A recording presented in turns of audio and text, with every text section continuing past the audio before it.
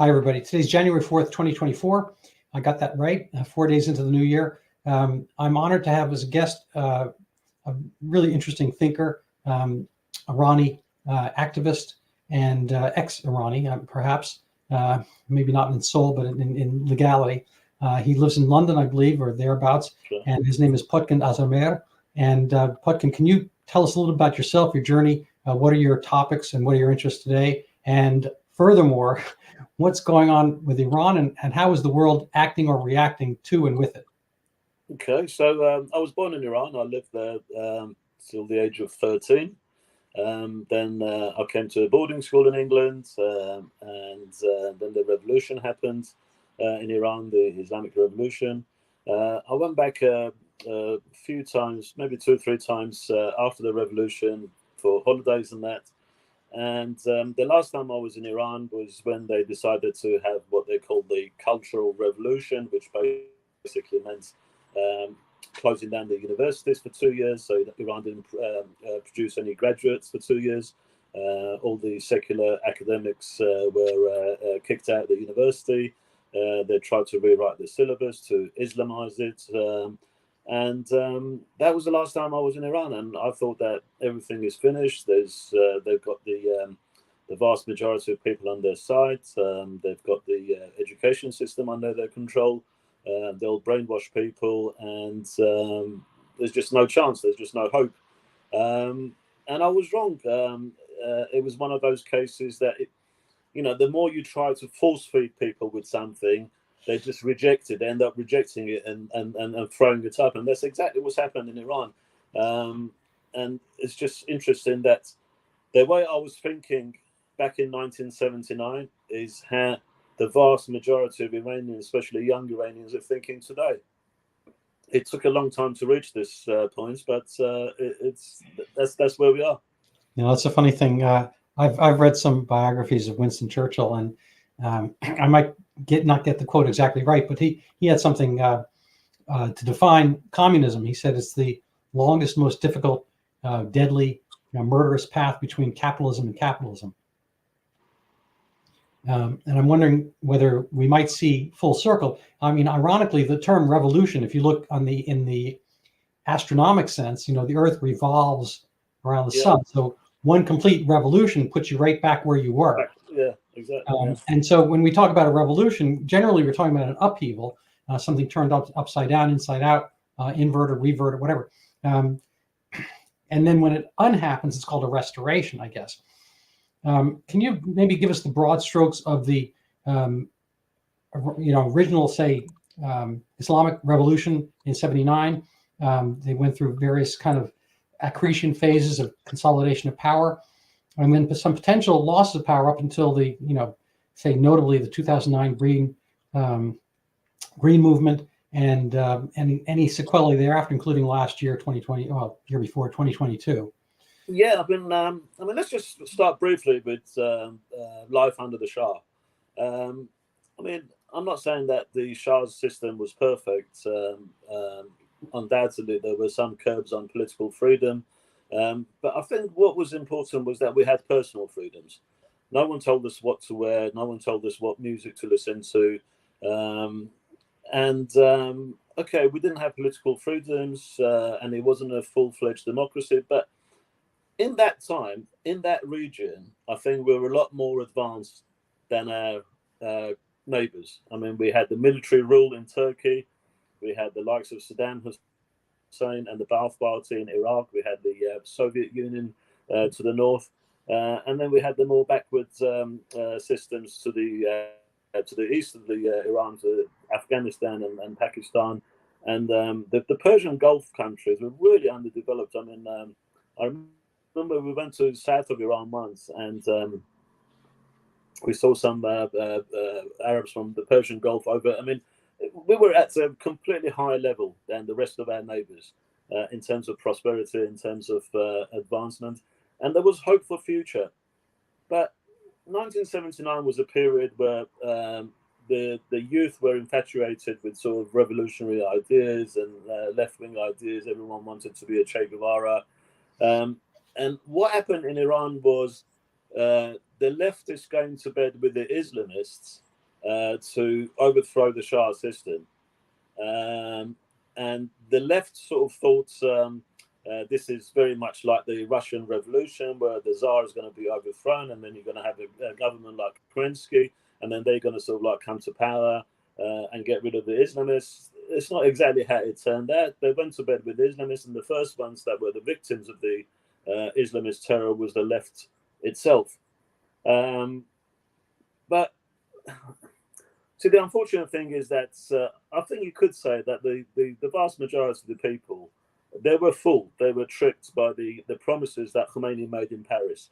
He didn't say anything about making women wear compulsory hijab. He talked about freedom. He talked about free electricity. He talked about free bus services, free gas. And people were fooled. But gradually, as the years went by, and they realized that these were just slogans, empty slogans. They were just empty promises. People started to change, and every generation sort of distanced itself from the ideals of the revolution back in 1979. The Green Movement was, before the Green Movement, we had the student uprising, and that was the first signs of that something is changing. Iran's demographic was changing. 70% of the Iranian population were now under 30. This was back in 1999 when the student uprising happened. But still, the rest of the population were not ready. The student uprising remained within the confines of the university campuses. The Green movement was the first sign of the public coming into the protest movement to change the system. But the Green Movement was led by people from within the Islamic Republic who didn't want to sort of like completely overthrow the system, but they wanted sort of like make what they called reforms, to make some superficial changes. It didn't go deep enough. And then after that, we had the fuel hike protests, and 2 years later, we had another protest, and then we had the woman life freedom protest that came about after a young girl was murdered by the morality police. And that's a sort of like a compressed history of 40 years and where we are. But I think if you've been through some sort of ideological dictatorship, you understand what Iranian people are talking about better. I mean, when we talk to people from Eastern Europe, they've been under sort of similar ideological dictatorship under communism. They understand us straight away. Mm-hmm. Our problem is appealing to the Western public, especially the younger generation in the West, the university students in the West, who just don't seem to understand what we're saying. They've never lived under a dictatorship. They've always lived in a democracy. They don't appreciate the privileges that they have, and they're the hardest to convince. They're the hardest to talk to, and to try to sort of like to appeal for their support. No, it's a deep irony. The interesting thing about the revolution, I mean, you point out that there was kind of a wedding, at least in the West, as it were, between the leftists and the mullahs, and then of course, they wind up being fodder for the regime, because the regime is, basically wants to, conflate religion and government. I mean, that's kind of the essence of theocracy and the essence of the proposition. But moreover, I think it has an imperial aspect to it. Islam, started in Arabia, which was, at the time, I think was just kind of a small piece of what's now like Northwest Saudi Arabia, and spread at the sword. And I think they're classically, there's one way of accumulating wealth, and that's by conquest. In the post-Adam Smith capitalism free market world, you can accumulate wealth by trade and by building up trust and getting more knowledge and so forth.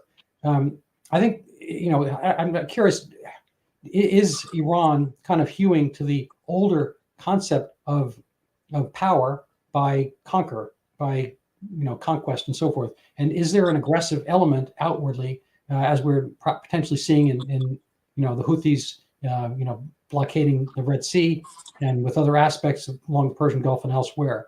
What is this part of the essence of the Islamic regime? Kind of conquest, and if so, what were the signs early on? Yeah, I mean, let me just say, I always try to make a distinction between Iran and the Islamic Republic. Mm-hmm. The Islamic Republic, within its own constitution, has this thing called the export of revolution. So it's part of the constitution that they have to export this revolution to the outside world. So the conquest that they're after is not a nationalistic conquest. They don't really consider themselves Iranian. They're not very keen on patriotism. They're not really keen on the concept of Iran. They don't refer to nation. They refer to ummah, which is the faithful sort of thing. And they're after exporting this ideology and this political Islam, Khomeini's political Islam. And the one area where they've been successful, they haven't been successful in anything else. They haven't been successful in economy. They haven't been successful in culture. They haven't been successful in education, in environment, in manufacturing. Nothing. Everything has been a failure. The only one thing that they've been successful at is proxy groups. They have managed to bring to build these proxy groups, and they've managed to use them very effectively. And their way of thinking is very simple. They say, I mean, this is not what I'm saying. I'm quoting their own strategists when they speak into their own audiences. They say, what's the point of us, for example, buying two, like the Shah used to do, buying two, say, expensive battleships for millions of dollars or something, and then you get the US will like press a button and a missile comes and the battleship is destroyed and we've lost millions of dollars and it's gone. We can spend a lot less, just a few million, on some disgruntled groups in other countries, organize them, educate them, train them, brainwash them, and then send them to the front as cannon fodder and let them do the work for us. If anything goes wrong, we can say, well, it's nothing to do with us. That's not us. Then they're not taking orders from us. And if it goes well, then it goes well. And it is actually quite a clever strategy, and they have been very successful at it. So they always dip their toes in water to see what the response is. This is what it was like with the taking of the US embassy hostages. Khomeini took a while to back the so-called students that had taken over the embassy because he was worried about what the reaction was going to be. Had Carter been stronger, had he come up with a swifter, stronger response, he would have distanced himself from it. The more he saw that Carter isn't about responding and he's still trying to write letters to him and call him excellency and send in envoys and all that, the more brash he got. And this went on for 444 days. And it's the same with anything else. They just dip their toes in the water first. They send their proxy groups. They see what the response is. If they see weakness, they move on. If they see that there's the only two times that I can remember they really sat back and they were scared once was when Reagan was coming to power, and it led them to release the hostages because they thought Reagan was going to attack. And another time was during the just before the war with Saddam Hussein, war against Iraq, because they really thought they were going to be next, and they did everything they could to cooperate with the so-called allies against Saddam Hussein. So this is their modus operandi: proxy groups, dipping their toes in water, and really the only way to respond to them is by strength. And same thing is happening with Houthis. I mean, look, they're affecting the whole free trade route. Everyone in the West is going to be affected because if you can't go through that route, through the Suez Canal, through the Red Sea, and into the Indian Ocean, then you have to circumvent the African continent, which is going to take at least 10 days more. The prices are going to go up. The goods, there's going to be a chain supply problem, and they keep forming these coalitions And we have various spokespersons saying different things and sending different warnings, but very little in action. And that's not the way to deal with the Islamic Republic. A similar thing happened when the Hezbollah was taking hostages in Lebanon back in the early 80s. They took some Russian diplomats as hostages. The response of the Soviet government at the time was such that Hezbollah never ever dared to take another Russian hostage. It was always Western hostages. What they did is they identified the relatives of the hostage takers, and they did some very nasty things to them, and then that was it. They never took any other Russian hostages. Yeah, no. In 1983, the U.S. Marine barracks were bombed. I'm not sure if we had adequate response then. I'm thinking that was the start of the suicide bombing, and until then, suicide bombing was not something that was acceptable in Islam, because suicide is haram. It's forbidden in Islam, taking your own life. Khomeini was the one who gave the go ahead for suicide bombing, and it's interesting that it's now come back to haunt them. So the explosions yesterday at Kerman by ISIS in South Iran, they were suicide bombings, and the person who got the Khomeini's envoy in Lebanon, who got the permission from Khomeini to go ahead with the suicide, himself was injured in a suicide bombing by ISIS in Lebanon. So it's, again, we're going back to sort of like what goes round comes round sort of thing. Yeah, no, it's a funny thing. I mean, I clearly, Herb Stein used to say that which can't continue doesn't. But Iran, well, let's say this Islamic Ummah located in Tehran and whatnot, or Qom, does continue. And what are the ways that it might not continue? I mean, I think you mentioned in the Lawrence Fox interview, which I very much enjoyed, that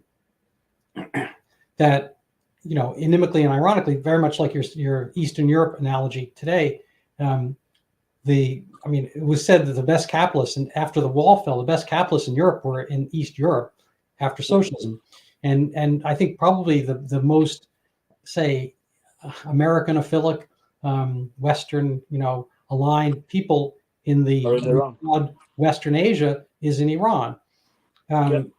But it's sort of a prison atmosphere in a sense, I think.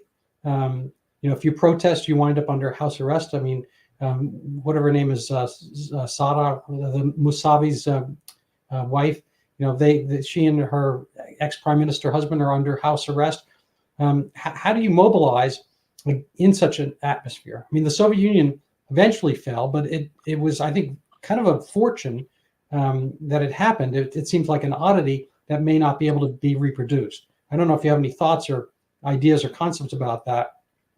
A very wise friend of mine once told me, don't try to overthrow this regime by a revolution. They've come to power through a revolution, and they know all the A to Z of how to deal with a revolution. At the time, I didn't take him very seriously, but as time has gone by, I think he was probably right. It's very hard to overthrow this regime with a revolution, because they know exactly what to do to stop a revolution. They know how to suppress, how to crack down. They know how to create divisions between the opposition. They know how to discredit the opposition. They know how to stop the financial support for the opposition. And we have a situation where, this is the way I describe it, Islamic Republic is its own worst enemy. It always does something that shoots itself in the foot, and the exiled opposition outside Iran is his best friend, because they always do something that makes things okay for him. And we had a similar situation with the latest round of protests in Iran. So you had this beautiful movement that was forming, and there was shredding throughout all of Iran. Every small town, city was engulfed in these protests. And the exiled opposition outside Iran then tried to take over and try to become leaders of this opposition. And I don't know how you can lead a revolution from outside the country. The only time I think it's ever happened was actually Khomeini's time. But then Khomeini had a very vast network of mosques and mullahs inside Iran. You know, you can't lead a revolution from outside the country. You need to be in there. I mean, I'll never dare to tell Iranian people what to do. I'll never dare to tell them, "Oh, go to this street or go and protest at this time," there, because I'm not there. I don't know. My job is something else. What I can do outside Iran is something completely different. But I do believe that what happened in the Soviet Union, the Soviet Union wasn't overthrown by a revolution either. It just, the system just collapsed because it came to a point where it just couldn't continue. And one of my most reliable sources is actually businessmen. I think they're more realistic about this situation. I talk to a lot of businessmen in Iran. Activists are normally, they think with their hearts, but businessmen are more sort of like realistic. And they say to me, you know, things are not adding up. This cannot go on. And it probably will be a collapse like the Soviet Union. And the things with that sort of collapse is that you can never predict when it's going to happen, but you just know that it's going to happen. You know, there's no way this regime can last the way it is. It's just things just, you know, it's just 2 + 2 = 4. If it's not adding up, it's just something wrong and it can't go on.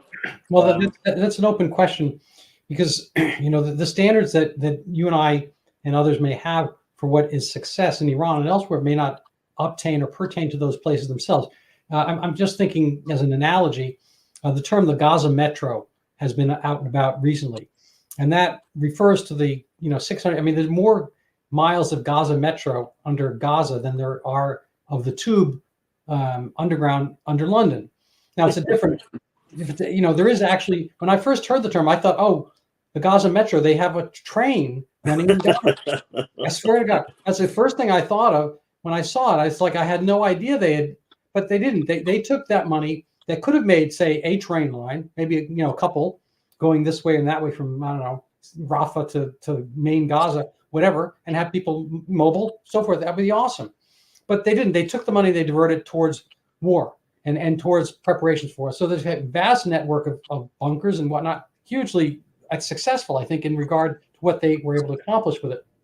But the money didn't go towards betterment of their people and whatnot. I don't think they look at it the same way. And so we can wind up having kind of a language difference, where you don't really understand what's being put across.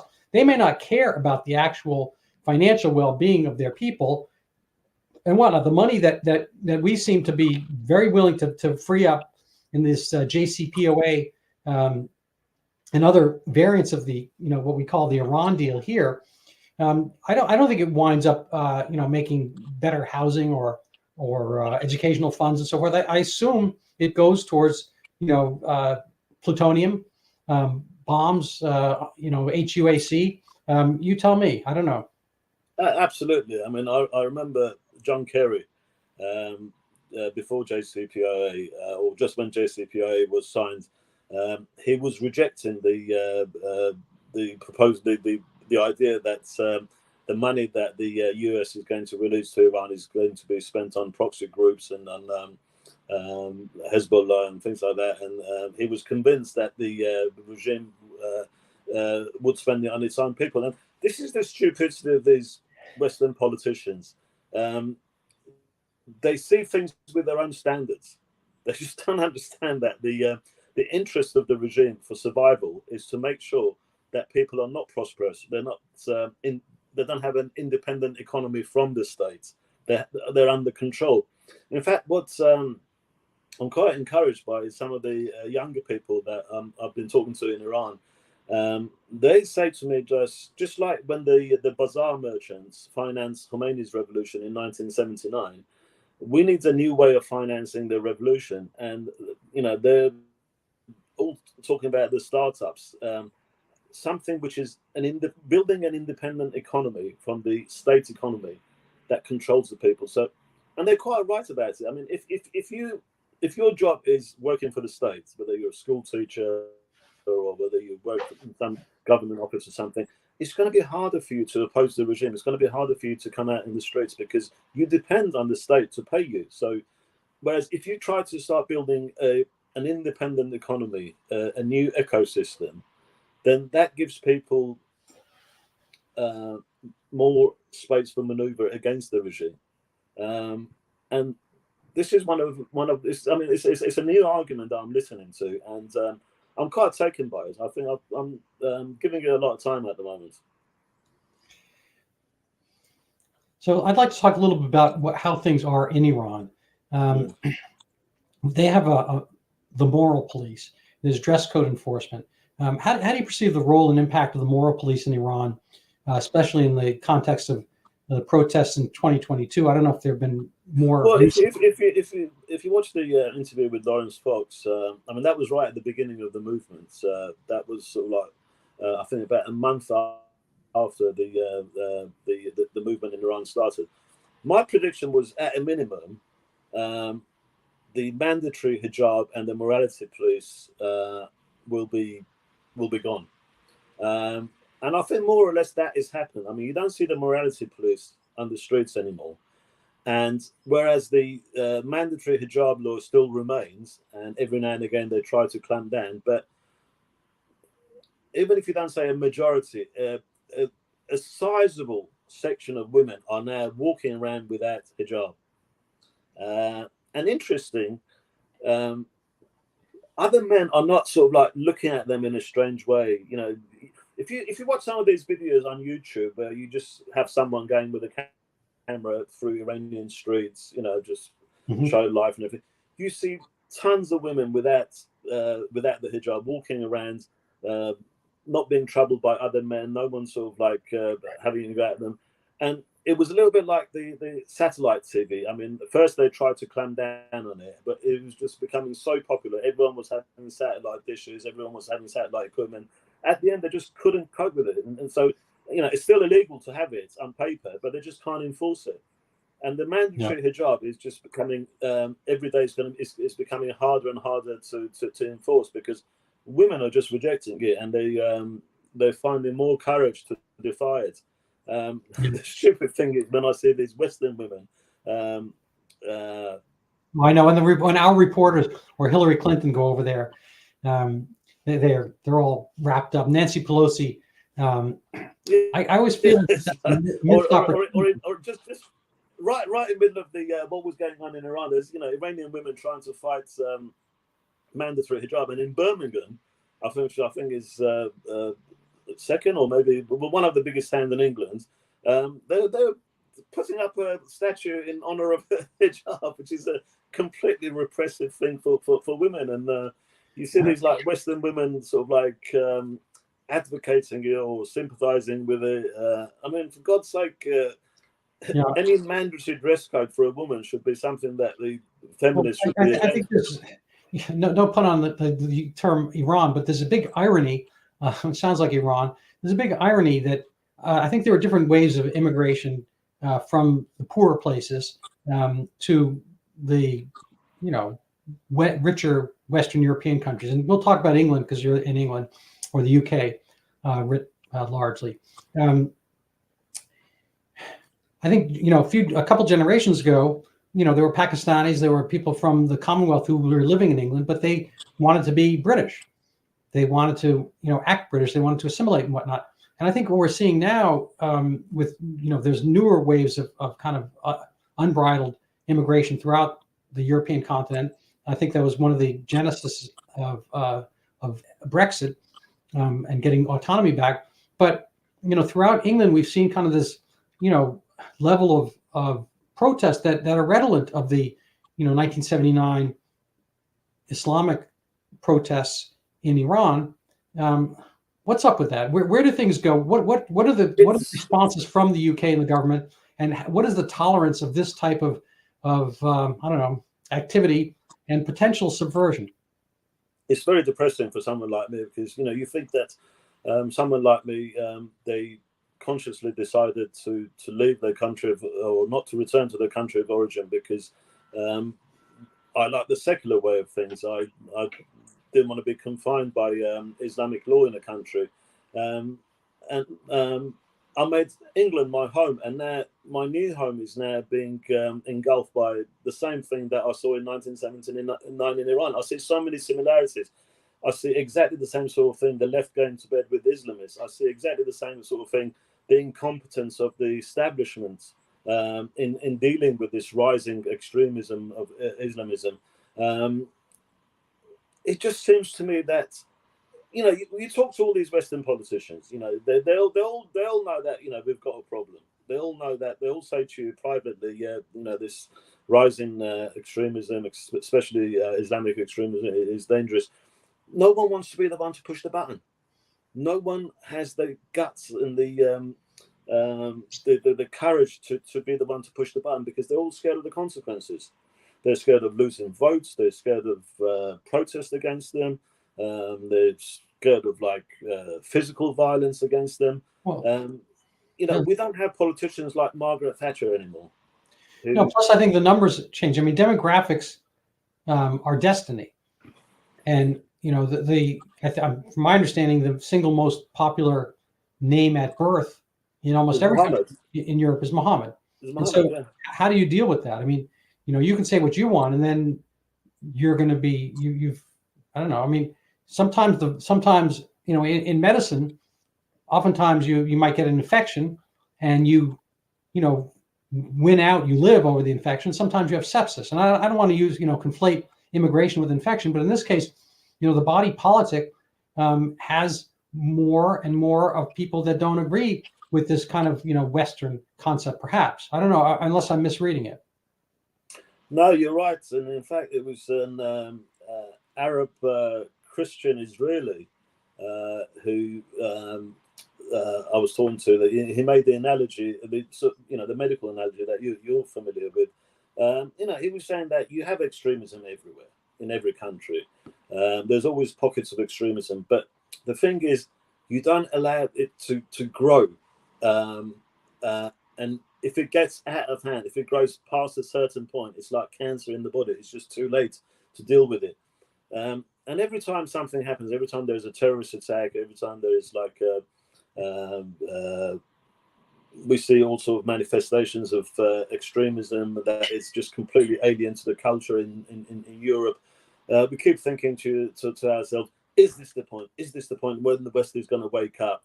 And it's still not happening. And it's very depressing. It's very worrying. You know, I made England my home. My children are born here. Their future is here, and I wanted the sort of country that was around in the 1980s, the secular country where freedom of speech was respected, where you could go to the Speaker's Corner in Hyde Park, say whatever you want without being physically attacked. Where you know, we had a proper police force where crime was at a minimum. You could rely on the police. You could call the police. You had police stations that, I mean, here. Well, since Theresa May, a conservative prime minister, she closed down police stations. And what other country has closed down police stations? So to call the police, I mean, even the police on the line are under threat, because, you know, one of them was telling me, if something happens to me, it takes 45 minutes for the my colleagues to come to my help. Yeah. How can a country close down its police stations to save a few quid, to save some money by closing down the police stations, and turn the police force into a police service, which is just more politically motivated rather than just you know, dealing with what they've got to do. If you do want to get the police to attend to your problem very quickly, all you need to do is say something that is interpreted as, you know, harming a favored race or political subgroup. You know, if you use the wrong pronoun, they're going to be at your door in 30 minutes. Yeah, I remember actually when I had the interview with Lawrence Fox, he was delayed to come for the interview because he was stopped by these environmental activists. They'd closed down a road or something and he couldn't get through. And I was saying to him, like, imagine if we went and closed down some major road or motorway or something. because in protest against rising Islamic extremism, saying that we think it's an existential threat to our well-being. The police would arrest us within 2 seconds. Oh, absolutely. But with the environmental activists, you know, they go there, Well, they make them a a cup funny, of tea, it's a they funny ask them what thing. they want. It's a funny thing that the basis of you know, of freedom are not respected. That, you know, power works, terrorism works. You know, Yasser Arafat was, you know, an engineer, I believe, and he was born in Cairo, and he had a very successful career, and he made $1 billion, but not as an engineer, unless you consider, you know, engineering various forms of terrorism. I believe his fortune is worth 8 billion or something that is left to his children. Yeah, and you know, this is profitable. You know, people, as we saw during COVID, there's I think a cult or an aspect of overreaction called what I call safetyism. So people will go, you know, head over heels for this kind of default position of true safety, and I think they misread the threats. I think they misread the threat of coronavirus. And I don't really want to go down that alley too much. I think it's a real virus, but I think they overdid it, and they also overdo the threat of terror, and they pretty much always bow to it. And I'd like to kind of talk about that, getting back to the JCPOA and the response from Barack Obama versus Donald Trump versus Joe Biden towards Iran. Obviously, Trump is well known for the assassination of Soleimani. And my feeling is I think people don't think about Barack Obama's closing his eyes during the 2009 Green Revolution, which I thought was a very serious potential threat, and was playing out all throughout the Middle East in the wake of George W. Bush's forays. I mean, Libya, however poorly Libya turned out, there were lots of places where there were movements towards democracy through kind of the, let's say, Arab/Islamic world in the North Africa towards Southwest Asia. I wonder if you can talk. I mean, this is a little bit about the weak man, strong man argument, but I wonder if you can kind of go over the recent history of our most recent U.S. presidents.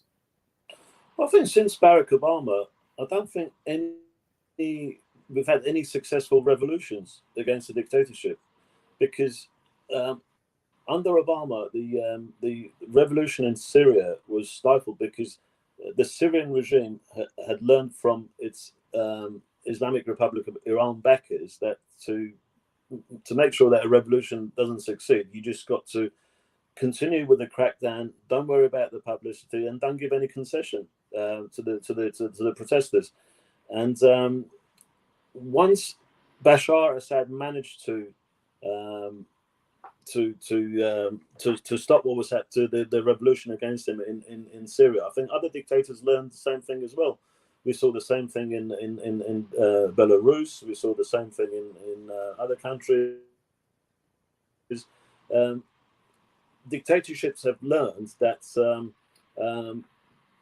they just got to crack down and don't give any concessions, and eventually they will gain control.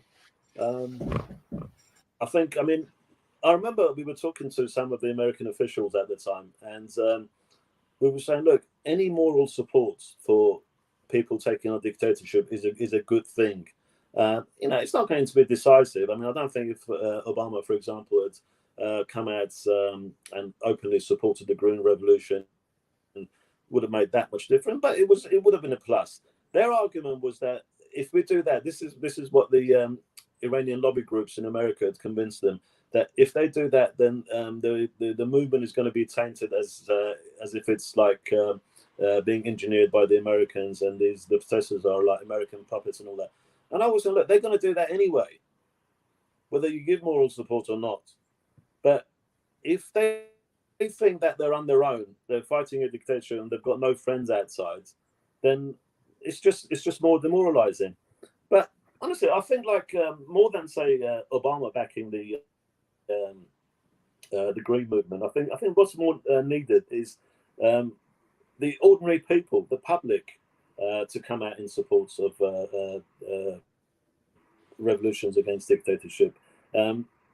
Knowing that the world is without you, I'm not talking about world leaders. The world public opinion is with you, like the apartheid movements in South Africa. I mean, they knew that the public opinion is with them, and that they gained a huge strength from that, and I think that's the most important thing. I was very much encouraged with the international reaction to the women like freedom in Iran. That was going really well, and I think that's helped to sustain the movement. But then other problems came up that maybe we've got time to talk about it. But yeah, I think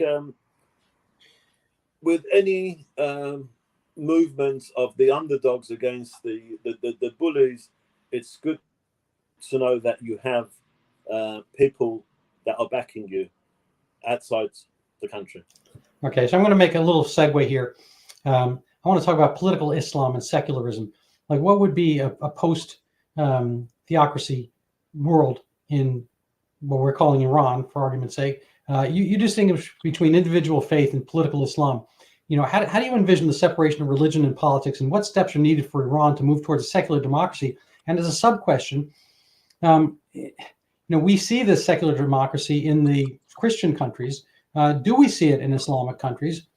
Is it part of the mechanism there? Is it a matter of lack of education, lack of universities, lack of separate power structure, and so forth? How does one get to that point? I mean, even in post-communist Europe, they were able to reach secular democracy.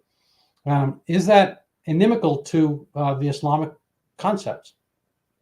I think Iran would be a very good example of this. I think just like the Islamic Revolution in 1979 set itself as a paradigm for the other Islamist movements across the Islamic world, which sort of followed Iran in various ways, the Sunni version, the Shia version, etc. I think a secular Iran will be also a paradigm for other Islamic countries to follow, because I think the country will be so much more prosperous. I mean, Iran is probably one of the last untapped markets where it has the human resources, it has the educated people, it has immense natural resources, still has some infrastructure. It has a link with the Western world through the expats outside Iran, and it can become extremely prosperous and extremely happy. And that will set an example for the rest of the Islamic world.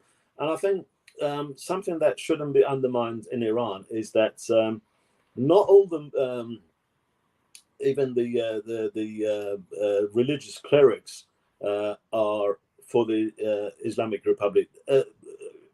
Substantial parts of the clergy is also saying that mixing government and religion actually harms religion itself, because if the government fails and it's a religious government, then obviously it reflects on the religion itself.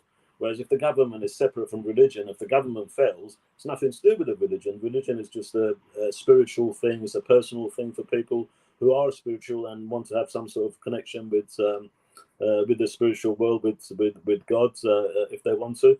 But when I talk about people that are opposing the Islamic Republic, I'm not talking about all of them have, none of them are Muslims or anything. But there are people who are still practicing Islam. One of the leaders of the movement in Iran at the moment, Fatima Saperi, extremely courageous woman.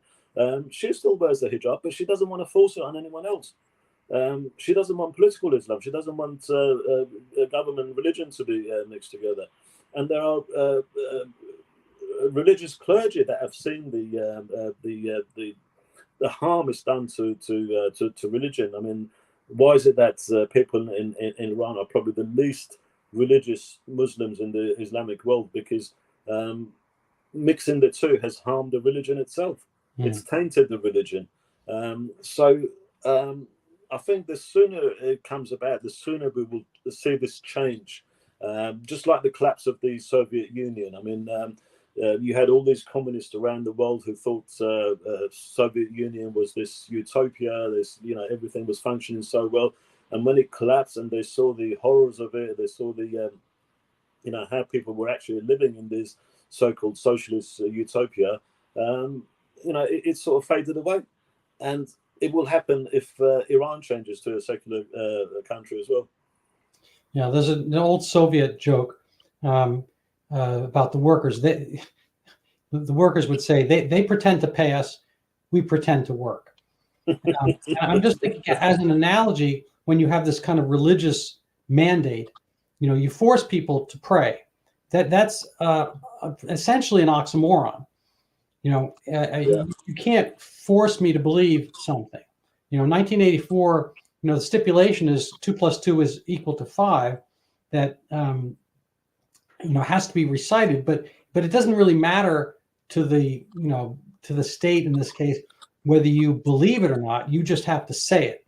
So it's a matter of force of power and force of will that you're going to change your external perception. This is again the genesis of political correctness, which people think just means politics, but it's also a Soviet term that you could be physically correct. In saying, I don't know, the table is made of wood, but if it's not the politically expedient thing to say, you could be politically incorrect, even though you're physically, logically correct. And to be politically incorrect would connote with a jail term. So here we have a very similar application of a top-down kind of command, not a command spiritual economy to force people to be as inspired by the religion as, say, presumably the mullahs are. And is that, I don't know if that's workable. How long does that go? What are the prospects right now? What are your efforts, directly or indirectly? And where do you recommend, as we round out the hour, where do you recommend people search out either your work or other similar topics if their appetite was whetted by this? Well, I mean, in the last 13 years, I sort of like gave up a successful career and started working with a friend of mine who set up this television called Manoto TV. And very soon we became the most watched TV inside Iran. The TV was funded by venture capitalists who we'd convinced that there was a business plan here, and we will become a brand and we'll get revenue from advertising, and eventually things will change in Iran, and it's an untapped market, and we're going there as the top brand, and then we will just pile up all the advertising revenue. Unfortunately, very early on, the Islamic Republic stopped all the big companies like Samsung, Sony, and Peugeot to advertise with us. And then things didn't change in Iran. And after 13 years, they sort of like came to the conclusion, well, we're not getting any return on our investment. They've stopped the funding, and the TV is going to stop at the end of this month. But it was an entertainment. It was a proper TV. I mean, 13 years ago, what our argument was that Iranians don't have a proper TV. They had either the state TV, which was just completely drab, or they had these other TV stations that were funded by foreign governments like Voice of America Persian or BBC Persian. They went like a normal TV. It was like they were more like news channels. We changed the whole mindset of Iranians in the 13 years. We were very, very effective. The hope was that after 13 years of proving like what we can do, if the business plan failed, then we'll have some wealthy Iranian Americans who would back us, not as a business plan, but as a cause. But I think that's one of the problems that we have. Our target was always inside Iran, and Iranian Americans, they didn't really watch our TV, and they watched other things, and you can't. So they're quite clueless about what Manoto was about. And I had the unfortunate chance of once having lunch with Gary Sick, Jimmy Carter's national security advisor, an absolutely stupid dinosaur, to say the least. And everything he was saying to me, I was just like washing the floor with him. There was just one thing that he told me that I couldn't argue with. And he was referring to the Iranian Americans, he was saying, as one of the most educated and wealthiest minorities in America. Their political influence is zero. And I couldn't agree with him more. It's one of the problems that we've got is the wealthy Iranian Americans. They're very wealthy. They can buy Iran several times out. But they're just not clued up politically, and they don't have the commitment to change things in Iran. And that's one of the shortcomings of what needs to be done in Iran. So have they been? I'm sorry. No, go on. Have they been Salman Rushdie? Have they been fatwa'd into fear? Sorry, I didn't get the question. Like as with Salman Rushdie, who had his Irani fatwa, have they been, fear fatwa'd, to make up a new verb? Possibly. That's one of the factors. I mean, look, I was told about some wealthy Iranian American who was donating something like 160 million to a university to have a faculty named after an Iranian poet, which is all very well, but I mean, it's not going to be as effective as like what the work that we were doing. But and 160 million would have ensured our work for another 5 years. But why was she willing to put her money there, but not into Manota TV? Because it was prestigious for her. She'd probably get an honorary PhD, and most important thing, she wouldn't have the Iranian regime coming after her. Whereas if she helped us, then she'd be a target. So possibly it's one of the factors why they fear to back us. Well, so you are starting your own network on YouTube. I assume it's not going to have that. Yeah, I mean, it's hopefully I'll find something else to do as well. But it's one of the things that I'm working on a sideline, just promoting my own YouTube channel. And it's going to be a mixture of all the things that I'm interested in. It's Iran politics, but also the British politics, my sports activities. I'm quite interested in various number of sports. My traveling, all the sort of things I'm interested in. And people keep telling me, no, you've got to be specific about one specific subject. If you spread it out, it's going to fail and whatever. Maybe they're right, but right now, this is what I want to do. I want this to be a channel where I promote all the things that I'm interested in and also I'm quite passionate about. But it's just one of the sidelines that I can do after the TV. So I see that you're promoting it there. Thank you very much. I just started it just before Christmas. Started working on it and uploading videos, and hopefully I'll be able to do more work on it and make it interesting. Yeah. So the other thing I'm curious about. I mean, one of the things I'm thinking of doing is sort of like recording programs where I give an update on like what is going on in Iran in English. So I was going to talk about like the explosions last night in Kerman and sort of like give an update of what we know so far and what various people are saying about it and what's going to be the effect of it. Just things like that. Just because before the TV, I had a very successful blog where I was writing what was happening in Iran in English. Because I thought the Western media wasn't reflecting what was happening in Iran correctly. Because if they were too critical, they would either get deported from Iran or their visa wouldn't be renewed. And Iran was quite a comfortable place for Western journalists, so they like living in Iran. They like sort of enjoying themselves in Iran, but they didn't want to be too critical and say what was really going on in Iran in case they got deported. And the blog was very successful, but I mean, blog is now sort of like old technology, and hopefully the YouTube channel will be like an upgrade version of that, something I can do maybe in my spare time. Yeah. So I'm just gonna. Here's Monoto TV, and I don't know what's going on with it. Maybe there's an Elon Musk out there who wants to help carry this forward. I think it seems very reasonable. So we've got 3 weeks. There's an Elon Musk to the end of January. I'll give him a call. Yeah. Maybe I'll see him for dinner in the next few nights. Well, thank you so much. Before I leave, I like to give a big, kind of a quick plug for myself.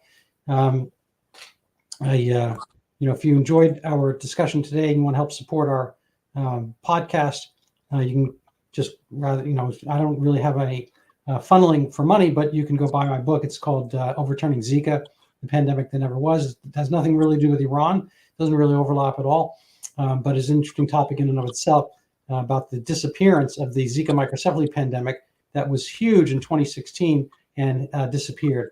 So this is kind of the story that nobody really gets, unfortunately. So that's my own little thing. So Potkin, any last words before we go? Just about the pandemic, actually. I never really got into what was going on, sort of thing. But one of the things that worried me right from the early days was that whenever I see one narrative being pushed, whenever I see discussion being stifled, when some people who've got opposing views are being cancelled, alarm bells start ringing in me. Absolutely. I like to have a discussion. I like to hear all sides of things. I don't want any side to be silenced. I don't want anyone to be cancelled because of the way they think. And that was one of the unusual moments of my time in the West where I thought, hang on a second, this is not the West that I know. I know the West that I know, the West that I came to admire was a West where there was free discussion, where you weren't being banned from Twitter because of what you were posting, because your view differed from that official narrative. Your social media platforms were not being cancelled because you thought differently. It was very, very alarming. It's one of the most. It's a sadness.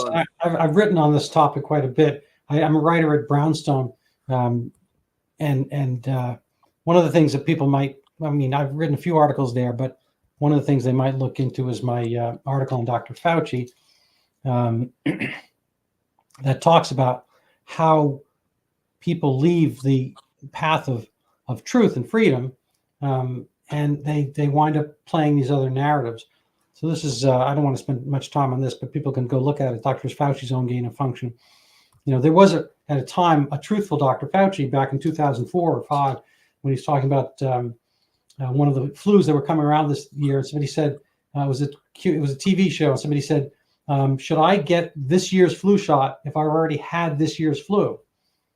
And he said, no, the natural immunity is the best. Exactly. Way. So he said, I'm going to use my Fauci voice. He said, there's absolutely no reason for that. You've already had full immunity. You've seen the entire protein. That's right. Why would you get a vaccine afterwards? Anyway, and he goes on to that effect, and so he knows the answer. I know he knows that, and unless he totally forgot his previous brain, that's not even how Alzheimer's works. So there's no reason he doesn't know exactly the precise thing in 2020. And I remember in the beginning of the pandemic, he was saying that masks are useless, and the virus will get through them, and he changed everything. That Fauci article, it's not a short article. I think it's 10,000 words or something like that. It goes on to talk about a lot of these things, about how the pathway changed. And in league with him was the New York Times, Donald McNeil, who took Fauci's advice and made this, his story in February to go take on the coronavirus, go medieval on it. This was never, ever a thing to do in public health, at least not since the Middle Ages, not since medieval was a thing. And so this is a total regression.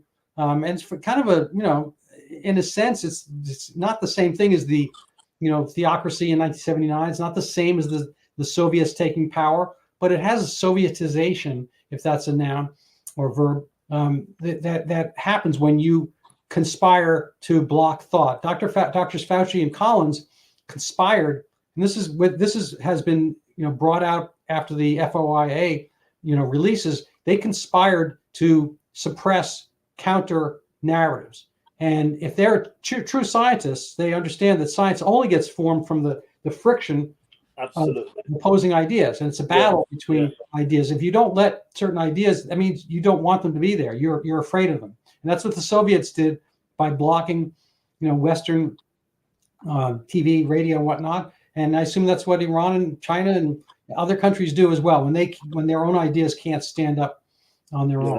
Absolutely. I think it's a good way of ending our discussion. Blocking thought is never a good thing. It's the more discussion, the more debates, the more speech, is always good. All right. Well, thank you so very much, Potkin. I hope Thank you. we get Thank you, someday. Randall. And Thank you for having me. all right. Bye bye.